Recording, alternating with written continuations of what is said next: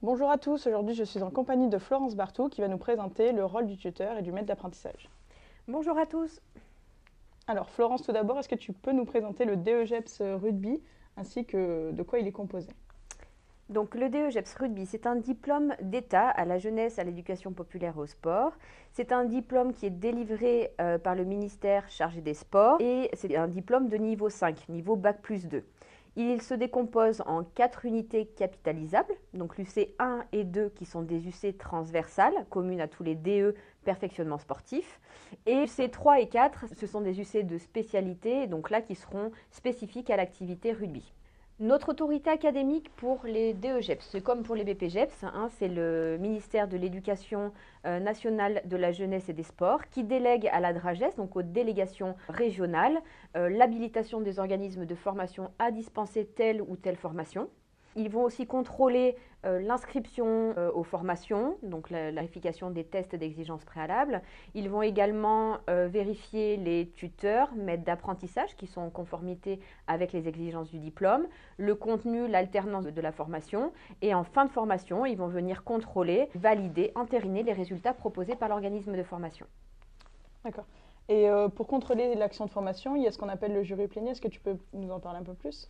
Donc le jury plénier, c'est un jury qui se déroule en début de formation et en fin de formation.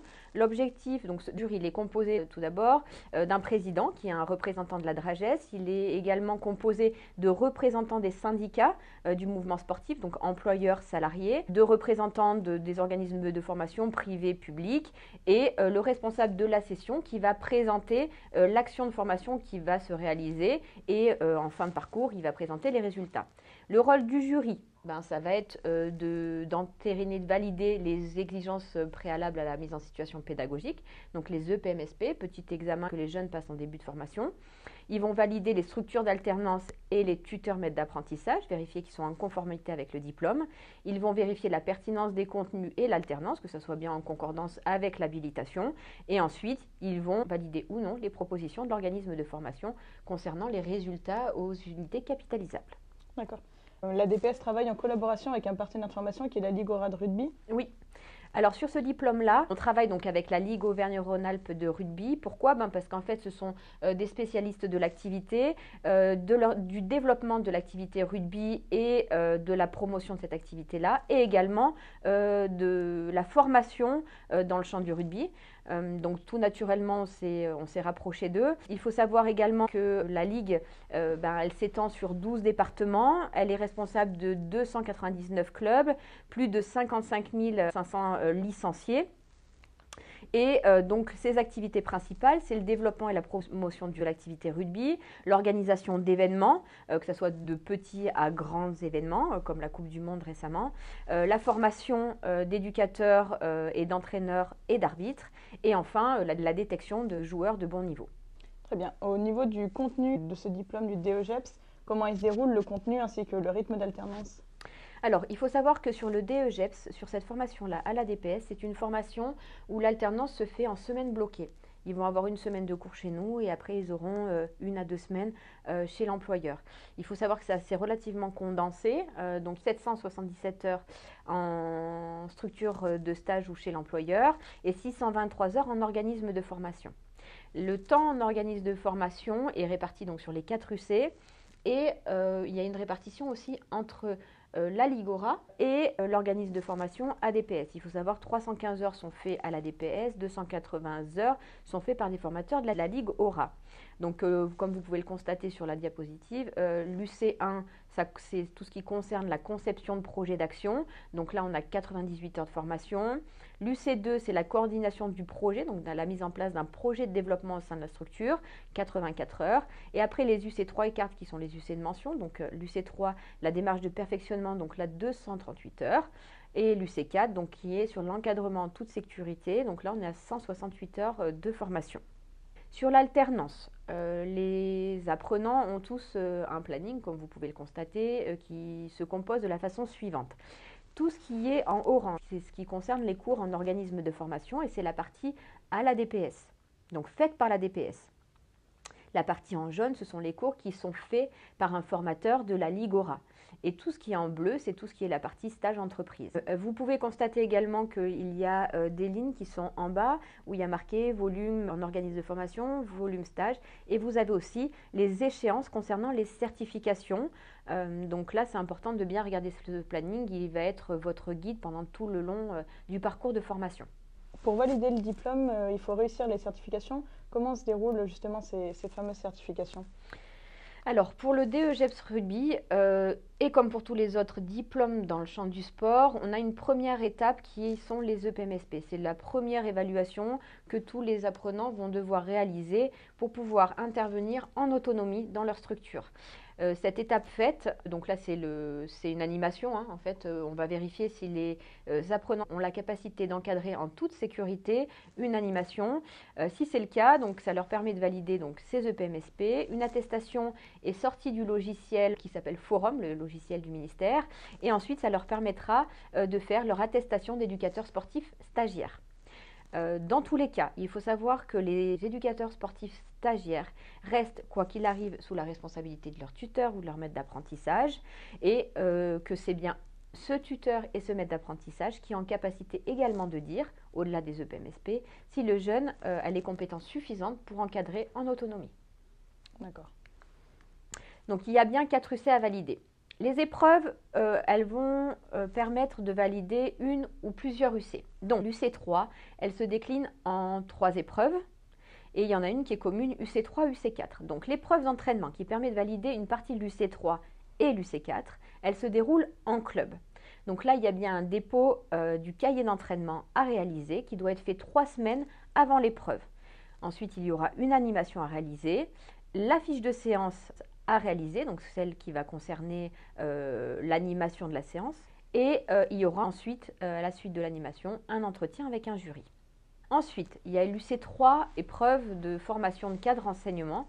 Donc là, celle-là, elle peut se dérouler soit en club, soit en organisme de formation, soit en structure fédérale. C'est l'animation d'une séquence de formation. Donc là, on est vraiment sur de la formation de cadre. Et enfin, ça se terminera toujours par un entretien avec un jury. Troisième épreuve de l'UC3, qui permettra là, vraiment de la valider en entier. Il faut bien réaliser l'épreuve de l'analyse vidéo, donc c'est une étude de cas concret, qui dure 3 heures. Et après, il y aura donc la présentation de l'analyse avec un support visuel à un jury et un entretien toujours avec un jury. Donc après, on a l'UC 1 et 2. Donc c'est 2 UC qui se valident ensemble et c'est bien une épreuve de coordination et de pilotage d'un projet d'action, donc un projet de développement de la structure.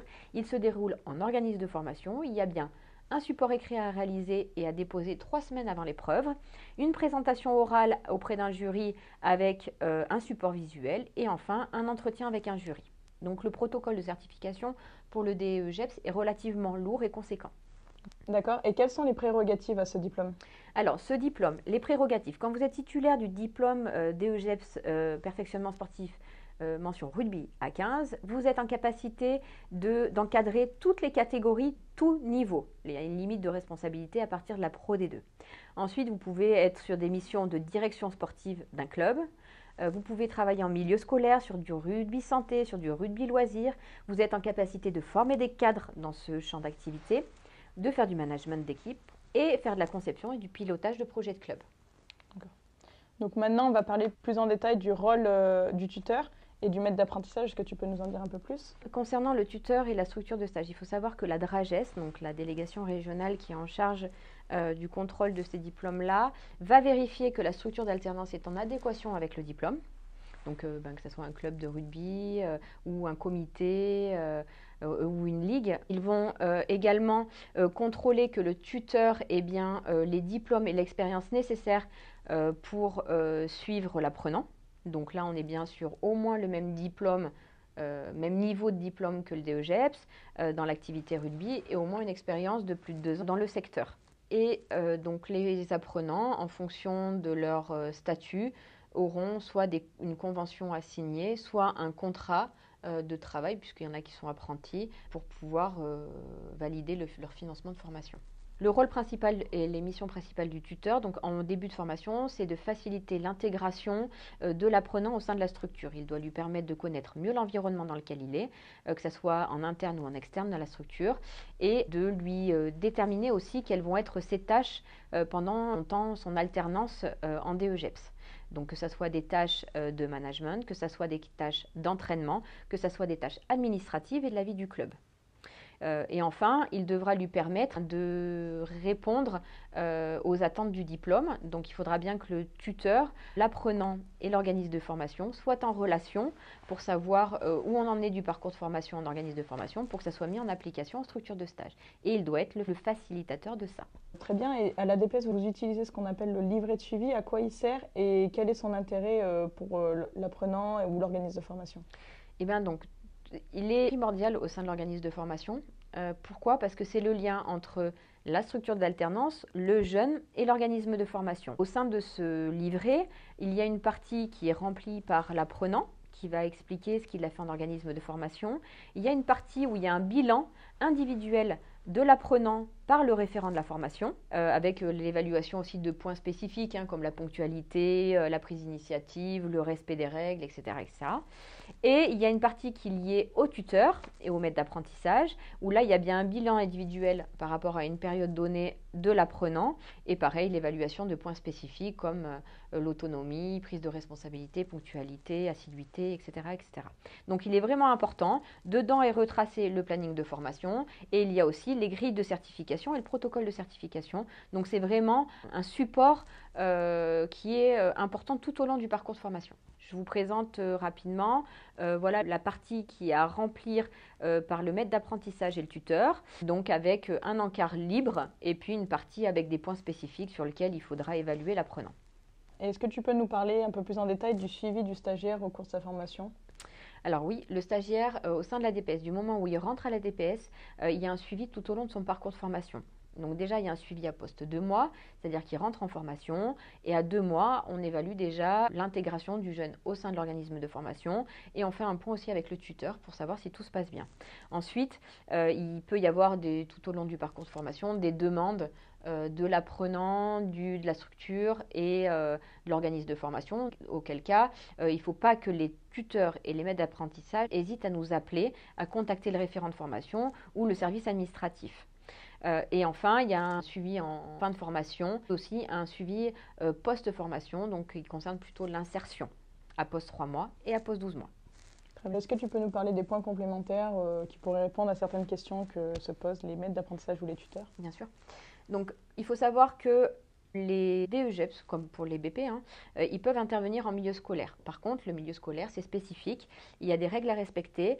Donc, il y a une procédure d'agrément qui est obligatoire, qui est faite auprès de la DAZEN. Pour faire cette démarche-là, il faut prendre contact avec le référent de formation, leur expliquer que vous souhaitez que votre apprenant intervienne en milieu scolaire. Et du coup, on va lancer la procédure avec un conventionnement et bien sûr aussi l'attestation EPMSP qui permet de faire l'attestation d'éducateur sportif provisoire et donc qui est demandée dans la procédure d'AZEN. Il faut savoir que donc il y a aussi les présences et absences. Pour nous, au sein de notre organisme de formation, c'est un point important puisque du coup, c'est ce qui va déterminer la partie financement de l'action de formation. Les apprenants sont donc dans l'obligation de nous fournir un justificatif dans les 48 heures.